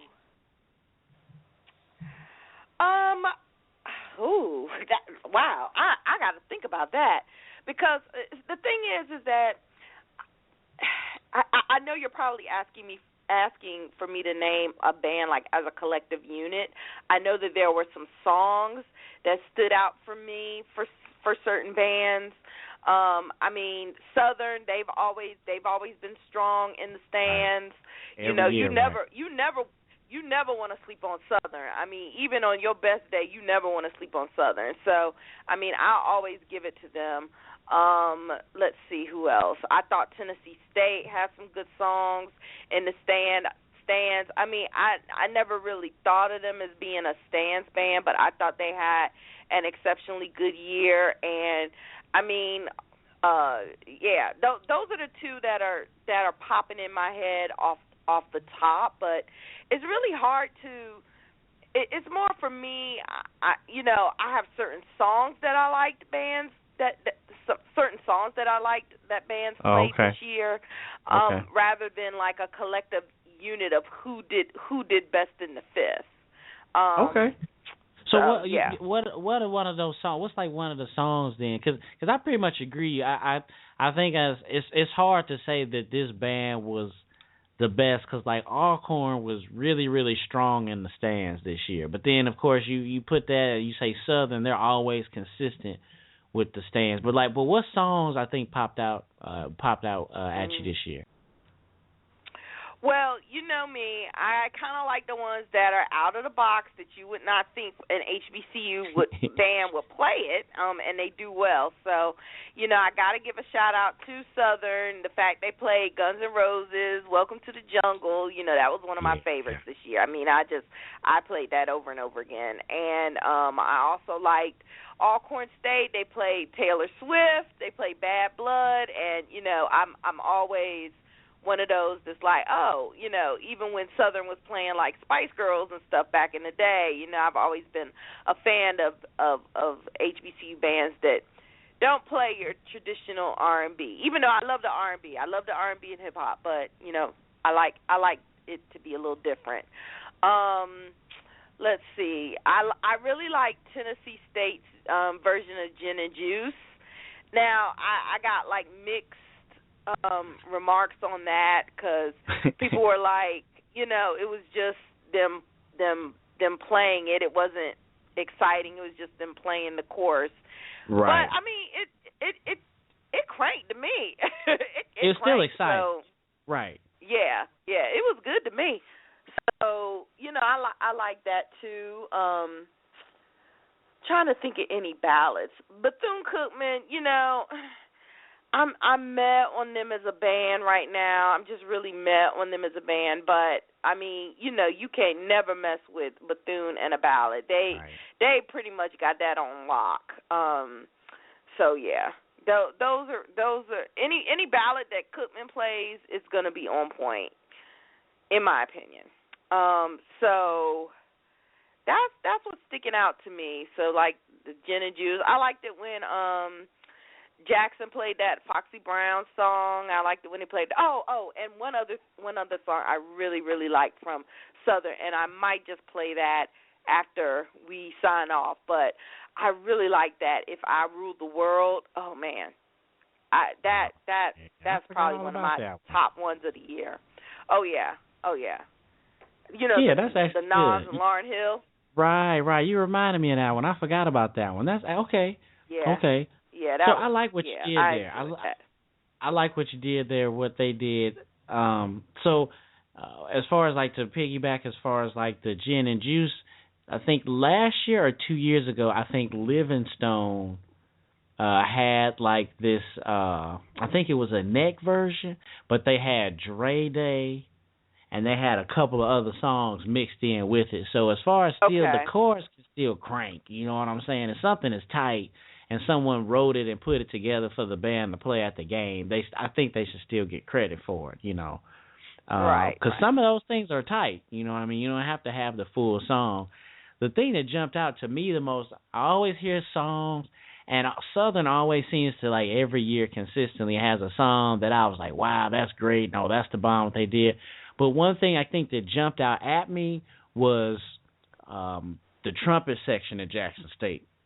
And I guess it's not necessarily the best in the stands to actually bring it up, but just how they've kind of made the transition to the full powerhouse loud, but the actual trumpets were missing. Was missing this year, so that kind of hurt. You know what I mean? Well, Jackson. Overall, they had some bright spots, but I feel like they kind of underwhelmed me this year, except for the Honda. Because their shows left a lot to be desired. And I hate saying that about Jackson because they're one of my favorite programs. I really, I remember watching them being, in middle school and high school and stuff. So, I mean, I've always liked Jackson. but they've kind of underwhelmed me this year. I was underwhelmed by them, and I was underwhelmed by Southern, but they still had some good songs. I mean, even in the underwhelming year, you don't want to sleep on either one of those programs, you know. Right. So. Well, yeah, definitely that's what came out at me was like, you know, they've got this huge, powerful sound now, but the trumpets, you know, weren't there. Yeah. And then hearing that a lot of it was, you know, self-inflicted, if you will, or, you know, a lot of people not taking care of, you know, what they should and just didn't come back. Hopefully we'll repair that next year, but definitely you kids do your homework. You know, definitely stay in school and fight, because, I mean, it is exciting to be in the band, but definitely you still got to actually do your work so you can stay and come back the next year so your program can mature. But definitely wanted to at least, you know, you guys do well in school. It's the most important. And then right quick before when I bring up trumpet section or Trump Funk, just wanted to give us a small shout out and prayers, maybe to all of the small incidents or murders or killings that may have happened or shootings that may have happened at HBCUs or at with HBCU students this year. I believe there was a D'Angelo Grant Brown, I believe is his name. I want to make sure I get his name right. But he was, they put it on my page today, but he is no longer with us. D'Angelo Gant Brown played trumpet. Something happened. I do not know the specifics, but I know that he was too young to pass, and just want to give a shout out to his family and thoughts, the prayers. It actually happens. It happened, I think, at another HBCU this year. Someone was shot or something. But again, I think those stories also happened this year. But we want to pray for those families, especially for those parents where you sending your child to go to college. You know what I mean? And you don't want anything like this to happen. But I want to give him a small shout out. That, you know, I was thinking about him and prayers and for all the, you know, the Boone family and whatnot. Okay. Also, moving along. So we talked about, I want to ask you the best drill. Who do you think had the best drill this year in the 2015 season? You know what? These categories are killing me, man. These categories, best drill. I'm gonna have to think. You tell me yours, cause these categories are. I don't know. Well, I was gonna say Jackson State. You know, I thought the Jackson State had I thought know that's drills, a no. I know they just drilled so well, especially at the Honda. They drill well, but the drill they had at the Honda, Boombox. Oh, I'm sorry. Go ahead. The Honda, the Honda was good, but for the rest of the season, I'm kind of meh. They're meh at best. They did okay against, not okay. They did extraordinary well against Southern, I felt like. I think that the Boom drills really, really well. I thought that that's something that kind of shined this year, especially during the time that, you know, they're changing directors and whatnot. I think the new director has been appointed there as well, I believe. I think his brother Sanford, the guy was at A&T, or not A&T, but at Norfolk State. Yeah, Norfolk. So him, I think he's taking over. No, Norfolk. He's taking over there. So that's cool. But yeah, I just thought they were cool. Any one performance or one band that kind of jumps out at you when you think about drill? Because I'm sure the last two, because we got 10 minutes left, but I know I'm sure I want to hear what these last two awards or what you thought. I'm going to abstain from speaking on drill. For the drill. There was nothing that really stood out to me as being just the absolute best. Yeah, there was nothing that stood out to me. Okay. All right. Well, that's cool. But you guys remember Jackson State was the bomb. All right. So moving on to the last two, very, very good. Who had the best halftime show of the year? Christy Walker. Well, you know what I'm going to say on this. My favorite, without a doubt, was A&T's homecoming show. Yes. Why are you laughing? Why Well, why are you laughing? It was somewhat of a soft. You knew I was going to say it. Well, you knew I was going to say it. But I think it was the national consensus too. That was just a really, really, really, really good show. And A&T is shout out to Aaron Campbell, who I marched with. Shout out to him, who came up with the show design and the whole theme of it. I mean, it was just the best. Y'all gonna say I'm biased because it's my school, but really, that was just a class act, and that's all I have to say. Just watch it. Just look up. Just go on YouTube and look up A&T Homecoming 2015 halftime show. Just Google it or whatever, and you will see that I'm telling the truth. You'll see. No, you're right, and I think that was the national consensus as well. Unless someone else disagrees with me, definitely let me know through the chat room or Twitter or whatever it is. But I definitely thought that was the best show as well. You brought it up, and I don't even think I watched it that weekend.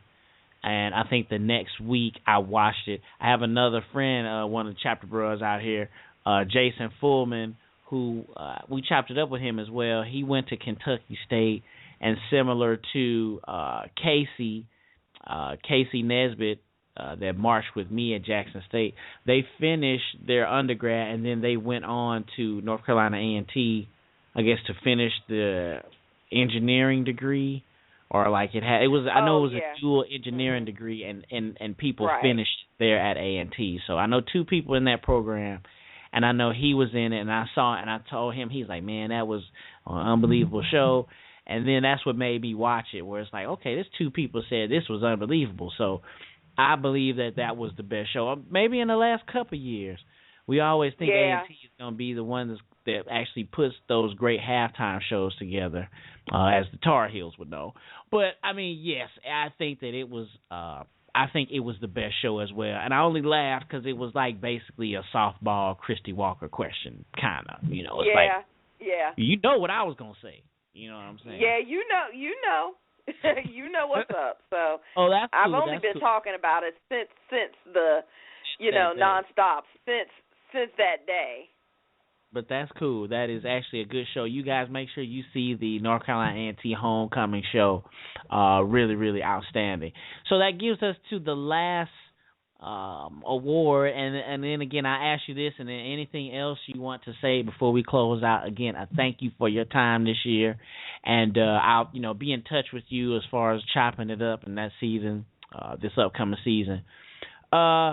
Who had the best overall band? Or what band, I think, jumped out at you? Or what band, I think, I think that they just had a great year.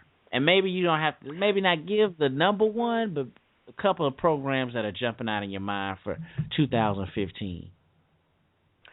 Well, I thought Tennessee State had a good year. I thought Alabama A&M had a good year. I thought Morgan State had a much improved year. It's hard to pinpoint just one. Let's see. There were some schools that kind of underwhelmed me. Talladega underwhelmed me big time. Yeah, they did. They did. That battle of the bands between them and Southern, that was just, it was not good. Southern underwhelmed me. Like, they have some good standout songs, but in comparison to last year, this was a bit of an underwhelming season. I already talked about Jackson. They underwhelmed me as well. Even A&T in some aspects underwhelmed me, and that's very hard for me to say. Of course, we just finished talking about how great that show was, but some schools underwhelmed me, but I thought Alabama A&M had a good year. They were sounding good. They're very musical. I thought they put on good shows. I thought Tennessee State sounded very good this year and did good shows. Let's see. Like I said, Morgan State was strong. Let's see what else. Yeah, those are the ones Elizabeth City. I'm always a fan of Elizabeth City. They had a good year. They're definitely representing in the CIAA. You know, those are the ones that pretty much stood out to me. So I thought overall it was a good year for HBCU bands. And, you know, I'm looking forward to hearing what's coming up, you know, next season. Let's see if some of these schools keep what's going on or some of these schools get a little bit better. I'm going to be curious to see what happens to Morgan as they get more funding. And, you know, like Bridget was saying in the earlier show, they had a president who's supportive of them. So shout out to them. And, it was a good year. Well, we definitely agree with the Morgan State. I'm looking forward to them, platforming or, augmenting themselves from what we saw this year. And, I think we talked about them. They had a game, I guess it was against Tennessee State, or I can't remember where we saw them, but they looked really good and they sounded good. We were impressed with them. So, yeah, that when you say Morgan, that jumped out to me. Alabama A&M jumped out to me as well because, we were talking about Grambling and Southern. I always felt like they were like the little brother to Bama State, especially when we first started doing this show. But ever since then, in these last couple of years, it feels like they've taken the shine from Alabama State, if you will, even with their show. And I feel that, they sound good and they're accurate, and they've done things really, really well to make them scary for next year. So definitely for them. The whole Jackson State thing with the trumpets, I mean, that was huge because, again, this transition to so many more baritones and trombones where they're like out, where you're going to have so many horns it's going to outbalance trumpets. And they got way more horns, trombones, and baritones and trumpets. Only thing we're going to be able to do, we're just going to have to get 75 or about 80 trumpets in the funk. So I'm waiting for that. That was something that jumped out. And then hear so many people dogging the trumpet section of Jackson State, like, oh, my God, they're so horrible this year, blah, blah, blah, And then my last band that I like was Florida A&M. I felt that they are the perfect size. So don't add no more people. Don't do nothing. Don't change nothing. Just stay where you at, and then just keep the knuckleheads out. And I definitely think from there I would be excited about FAM. But those were the bands that jumped out to me. So anything else? We got a couple minutes here left before we close out the show. Again, I can't thank you enough for your time and how you've been here this year. So we definitely appreciate that. Anything else, though, before we close out the 90 Degree Show for this season? Well, I had fun this season. It was fun talking with you and Rashad and Bridget and Ashley, and, it was cool. Okay, definitely hope that you'll be on board for next year. Definitely be looking for you. And also, too, be looking for you in the off season, probably for any interviews. Be letting you know about, who we talk to, or if you have something to say, I'll, try to run it by you, just to make sure that you're involved in the off season. If that's cool, just let me know. All right. But anything else? I guess you said you wrapped it up. Anything else before we sign off for the night, Christy? Everybody stay safe. All right. Well, take care. We sure appreciate your time. Again, if you're interested in becoming a sponsor or a patron to the Marching Podcast, please contact the show so we can give you the criteria so we can start to pub your business using our platform. We'll play your commercials, show your icon during the broadcast, post your website on our blog, and help send out your information through social media. So contact us so we can help build your business. That's all we have for the actual season of the 90 Degree Show. We thank you, and we'll see you back this fall. That's all the time we have. Check out the website and donate what's in your heart to themarchingpodcast.com. Like us on Facebook. Follow us on Twitter. Thanks to you for listening. And remember, the lectures you deliver may be very fine and true, but I'd rather get my lesson by observing what you do. See you next year.